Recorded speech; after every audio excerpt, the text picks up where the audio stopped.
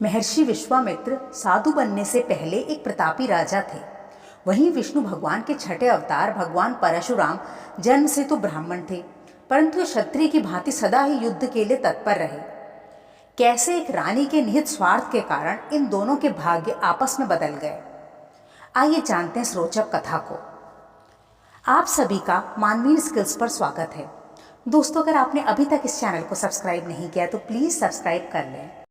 चंद्रवंशी महाराजा गाधी के कोई पुत्र नहीं था।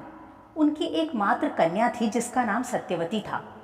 एक बार भृगु ऋषि के पुत्र ऋषि ऋचिक राजा गाधी के पास सत्यवती का हाथ मांगने आए। राजा गाधी अपनी पुत्री का विवाह ऋषि ऋचिक से नहीं करना चाहते थे, क्योंकि वो स्वभाव से क्रोधी थे तथा उनकी आयु भी सत्यवती से बहुत अधिक थी। उन्होंने सोचा कि ऋषि ऋचिक की इच्छा यदि पूर्ण न की गई तो वह क्रुद्ध होकर श्राप दे देंगे। तब राजा गाधी ने उनके समक्ष यह शर्त रखी कि कन्या शुल्क के रूप में उन्हें एक कान श्वेत और एक कान अश्वेत वाले 1,00,000 अश्व चाहिए। तो ऋषि ऋचिक ने वरुण देव के द्वारा उन्हें ऐसे 1,00,000 अश्व भेंट कर दिए और सत्यवती के साथ विवाह कर लिया। उसे अपनी पत्नी बनाकर अपने आश्रम ले आए। सत्यवती अपने पति की खूब सेवा करने लगी। दोनों का जीवन सुखपूर्वक बीत रहा था। सत्यवती ने ऋषि ऋचिक से वरदान में एक योग्य ज्ञानी पुत्र मांगा।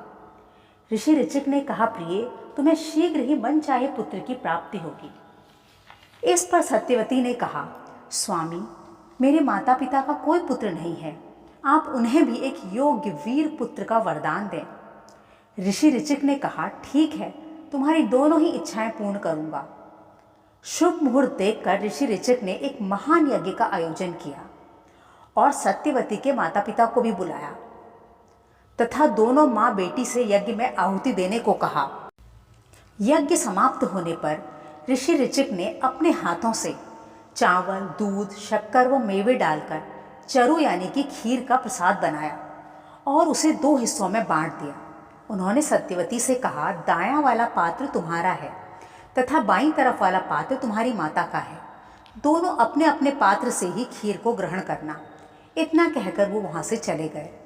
सत्यवती ने अपनी माँ से कहा, माँ, बाईं तरफ वाला पात्र तुम्हारा है। महारानी को लगा उनके जमाई ऋषि ऋचिक ने सर्वोत्तम पुत्र प्राप्ति के लिए सत्यवती के लिए कुछ विशेष ही चरु बनाई होगी। हर व्यक्ति अपने लिए ही सर्वोत्तम संतान चाहता है। ऐसा विचार कर उन्होंने सत्यवती से कहा, पुत्री, तुम्हारे पति ने तुम्हारे लिए विशेष खीर बनाई है, इसीलिए अवश्य ही तुम्हारा पुत्र सर्वश्रेष्ठ गुणों वाला होगा। पुत्री, तुम अपनी चरु मुझे दे दो। मेरा पुत्र यानी कि तुम्हारा भाई आगे चलकर राजा बनेगा। अपनी माँ के बहुत अनुनय विनय करने के बाद सत्यवती ने चरु के दोनों पात्र आपस में बदल दिए। अपना पात्र अपनी माँ को दे दिया और अपनी माँ का पात्र स्वयं ग्रहण कर लिया। इतने में ऋषि ऋचिक वहाँ आ गए। उन्होंने यह सब देख लिया और सत्यवती से कहा, यह तुमने क्या किया? मैंने जो पात्र तुम्हें दिया था वह ज्ञान और ब्राह्मण तत्व का प्रतीक था, जिसे ग्रहण करके तुम्हें महाज्ञानी, वेदों में पारंगत, संसार से विमुख महान योगी पुत्र की प्राप्ति होती। और तुम्हारी माता का पात्र क्षत्रिय तत्वों से परिपूर्ण था, उनकी संतान महायोद्धा होती। परंतु अब इसका विपरीत होगा। तुम्हें क्षत्रिय गुणों से युक्त व तुम्हारी माता को ब्राह्मण गुणों से युक्त पुत्र की प्राप्ति होगी। इतना सुनते ही सत्यवती अपने पति के चरणों में गिर पड़ी। बोलने लगी, स्वामी, मुझे क्षमा करें, मुझ पर दया करें, मुझे क्षत्रिय गुणों वाला पुत्र नहीं चाहिए। मुझ पर कृपा करें, आपने मुझे वरदान दिया था कि मुझे इच्छित पुत्र की प्राप्ति होगी। तो ऋषि ऋचिक ने कहा, ठीक है, मेरे वरदान के कारण तुम्हें तुम्हारी इच्छा के अनुसार ही पुत्र मिलेगा, परंतु खीर के प्रभाव के कारण तुम्हारा पौत्र क्षत्रिय गुणों से युक्त होगा। कुछ समय के बाद सत्यवती को पुत्र की प्राप्ति हुई, जो महान ऋषि जमदग्नि कहलाए। सत्यवती की माता ने भी पुत्र को जन्म दिया, जिसका नाम कौशिक रखा गया।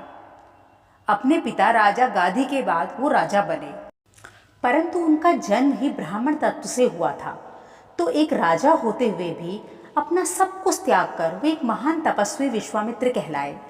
उधर सत्यवती को इच्छित पुत्र के रूप में जमदग्नि की प्राप्ति हो गई थी, परंतु उनके द्वारा ग्रहण की गई खीर क्षत्रिय गुणों से परिपूर्ण होने के कारण उसका प्रभाव उनकी दूसरी पीढ़ी यानी कि उनके पौत्र में आ गया। ऋषि जमदग्नि तथा उनकी पत्नी रेणुका के पुत्र परशुराम जन्म से तो ब्राह्मण थे, परंतु गुणों से वे पूर्ण रूप से क्षत्रिय थे। परशुराम ने धरती को 21 बार क्षत्रियों से विहीन किया था। परशुराम को भगवान विष्णु का छठा अवतार माना जाता है। इस प्रकार विश्वामित्र भगवान परशुराम के पिता के मामा थे तथा उनके पितामह थे। तो दोस्तों, कैसी लगी आपको यह जानकारी? अगर अच्छी लगी हो तो हमें कमेंट करके ज़रूर बताएं। धन्यवाद।